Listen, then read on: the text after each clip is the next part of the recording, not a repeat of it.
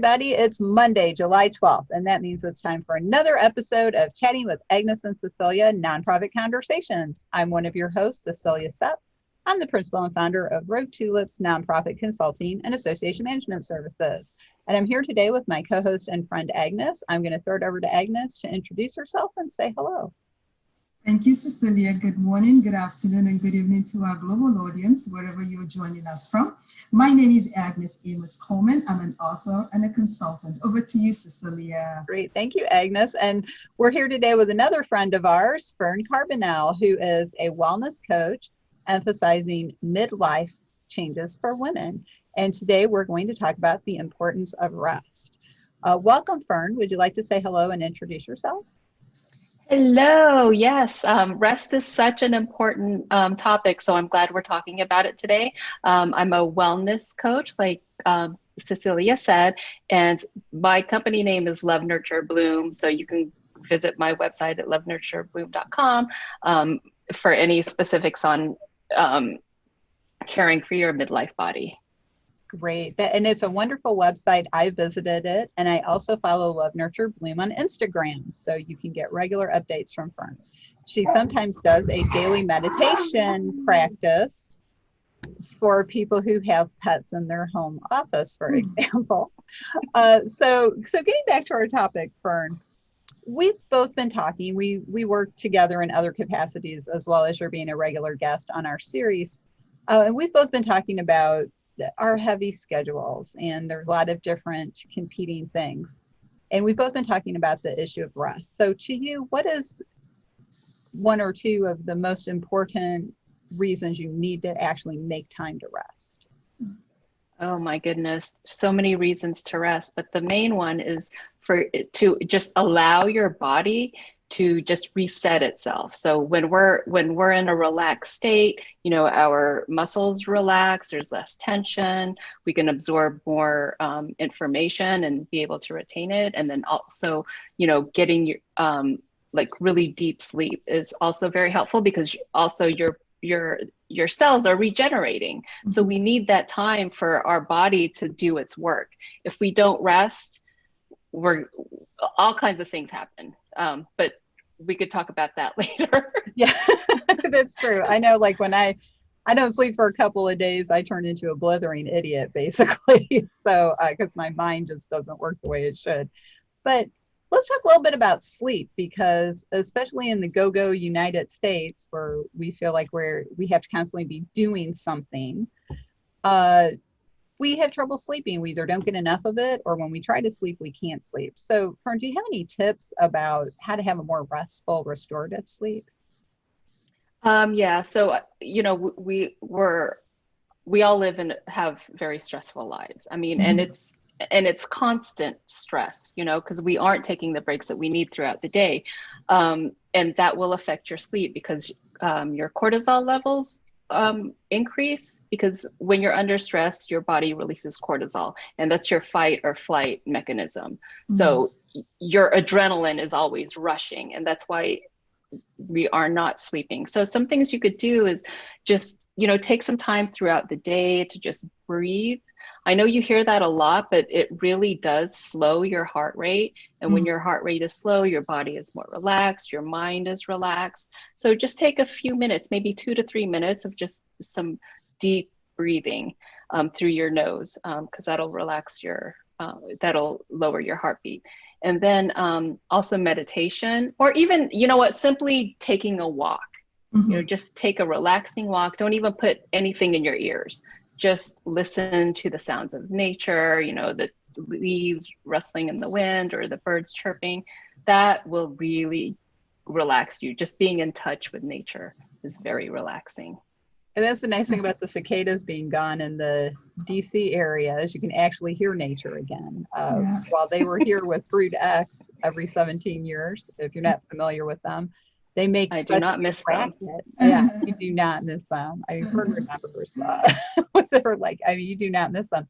And I really didn't mind the actual number of cicadas. It was the noise, which everybody describes as like a science fiction sound effect, which, bringing it back to our topic, increases your stress.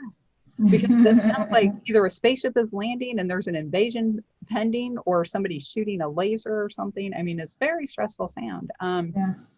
But let's throw this over to Agnes for some of her comments, because she's a newish mom and getting back into the work world, and Yes. trying to balance a lot of things. So what are your views on Absolutely. that? Well, I think this topic is just a great topic for our, not only for our association community, but for the global community in general, because mostly for the association community, because when you look at the world of work, there's a correlation between productivity and mental alertness.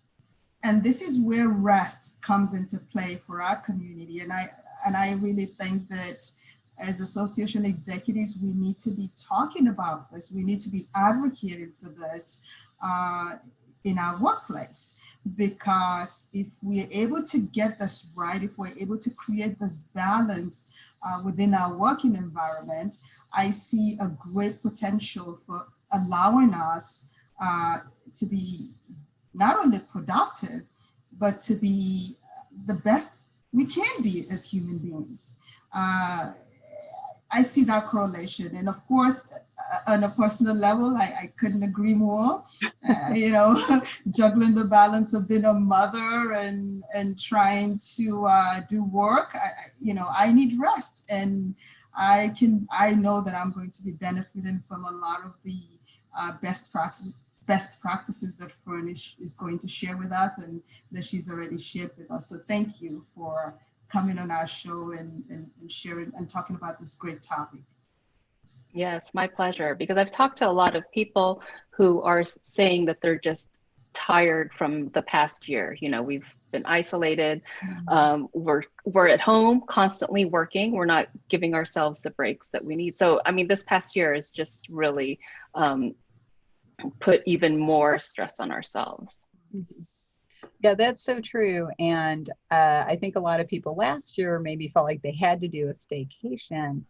But being somebody who's worked from home since 2003, you're always at home and you're always at work. And so creating those boundaries for yourself can be difficult at first, especially if you're not used to. I know it took me a while, but having those boundaries, like last weekend for the long 4th of July holiday weekend, I did not work. I did not even come near my computer. I stayed away from it. And people say, you actually do that? And I say, yes. And this will be a topic for another episode, I think, about all these things we say we should do and then we don't. And if someone actually does, people freak out. It's like, go with that thought. Yeah, because it's like wearing that badge of honor of like, yeah, I'm so busy, I don't have time to rest. But really, we should be wearing that badge of honor for giving ourselves the grace to rest. Oh, absolutely. Yeah. And you brought up the staycation. That may not work well for everybody, because sometimes we just need to leave our regular environment in order to get that mental break. I mean, I also work from home because I'm a consultant as well. So for me, taking a vacation away from home would be ideal, but it's not always possible. Like the 4-day weekend, I stayed home, but I did not get on my computer. I did not think about work. I did not think about planning. I did not get on my phone very much. So, but I also work with an organization where they enforce a digital detox the week of July 4th. So, at each person's discretion, they will take some time off away from the computers, which I think is great. I love what you just said, and that was going to lead me to my next questions. What are some of the best practices that you're seeing out there from some of the clients that you've worked with on how they can incorporate this into their organization to be more effective, to engage their staff and the teams that they work with to be restful, to rest? So can you share some of those best practices with us? Great question. Well, I think that is a great question. And I think it all comes down to culture and leadership. So if you have the support of leadership and they are truly, truly supportive of their staff's well-being, then it could be a very successful plan to enforce that. But yeah, a digital detox is great. Giving people mental health days, because we can't always be on, and I think that is just very respectful of your employees, so they can come back, just fully recharged. And of course, giving people, the vacation time that they needed when they need it, so just time off, and maybe have a meditation room or somewhere they can go to just kind of relax their minds. Mm-hmm. So I think that's a really good point, Fern, because and kind of to the point of the question Agnes just asked about supporting our teams in that way, because people don't think about the fact your mind needs to rest as well. So think about all the times somebody will say to you, my mind's going 100 miles a minute. Mm. Your mind is making you tired, and your mind's getting tired. And so you need to just walk away. I even do something just as simple, and other people might say, you actually do that? It's just as simple as having a lunch break away from my desk. I don't eat at my desk anymore. I quit doing that years ago. And it's such a simple thing to do. And people say, oh, you actually take a lunch break? Yeah. People kind of laugh sometimes and say, how do you do that? Because I'll go, maybe lunch. And if I'm eating lunch by myself, I'll watch 20 minutes of a movie on a streaming service and then stop it and go back to work. And then maybe the next day I watch 20 more minutes. And they're like, how can you watch just 20 minutes of a movie? And I'm like, because I live in the world I'm in, I can start and stop it whenever I want, And I think when it comes to rest, we forget, and Fern, I'd love to hear your view on this. I think we forget we have control. Mm. Oh, yes, we definitely have control. And I think being committed to your to self-care is important. And that's really where it starts. You have to be committed to yourself to take care of yourself. So that's where it all starts, and start small. It doesn't have to be anything grand. And the example that you gave is just having your lunch away from the computer, because that also affects your digestion. When you're stressed and you're eating, it's not a good combination. So you're doing the right thing, Cecilia. Oh, great. Fern. The professional coach said that. I like that word, self-care, because the organization could do everything to support you and engage you in the process, and you as an individual, if you feel like, oh no, I can't take this time to care for myself, if you don't take it seriously, they can't do it for you. They can advocate for it, they can give you the forum to do it, but if you don't engage in it, there's nothing else they can do. So I really do love that word, self-care. I think it's something that we need to take seriously and not be too hard on ourselves, and recognize that rest is important. And I like to believe that mental alertness leads to productivity. So if you want to be successful, if you want to be productive, if that's the goal, then rest is the key. That is so true, Agnes. Yeah. So what are some of the things you do to rest? Just out of curiosity. For me, I go on a bike ride. We live in the side of Florida that's, it's sunny, it's beautiful. I bike a lot and I walk a lot. And my best thinking is done when I do those things. And I enjoy them. So by the time I come back, I'm relaxed, I'm refreshed. I record my best ideas as I go along on my cell phone, because sometimes, you just walk and listen to nature, record the ideas, come home, enjoy, and start all over again. And it's just a great way. And that's what I do. Yes. You get a badge of honor. Yeah, definitely. I think I just love it for my mental state. That's the only way I can keep it together. And being a mother, that's not easy. So yeah. Well, Fern's child is grown, but she's also a mother. So that's right. Yes. She knows. So Fern, we're coming near the end of our episode already.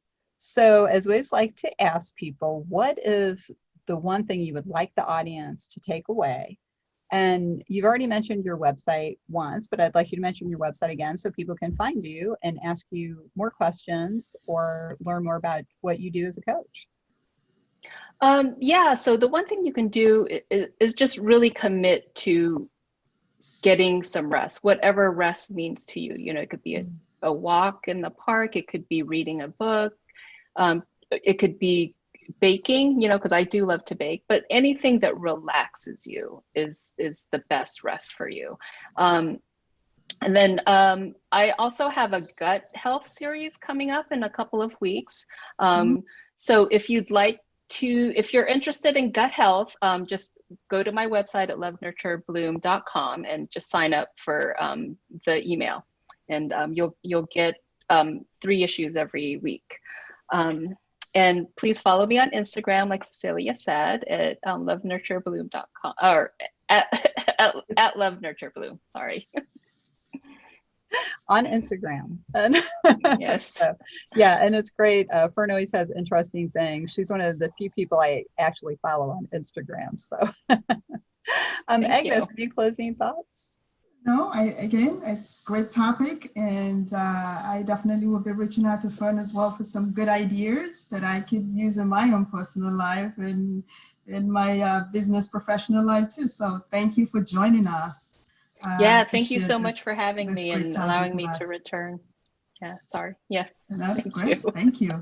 Well, and Fern will be back next quarter with another episode about how we can take better care of ourselves. So I want to thank Fern again, Fern Carbonell, Wellness Coach at Love Nurture Bloom, for doing this regular series with us. So thanks, Fern. Thank you so much for having me.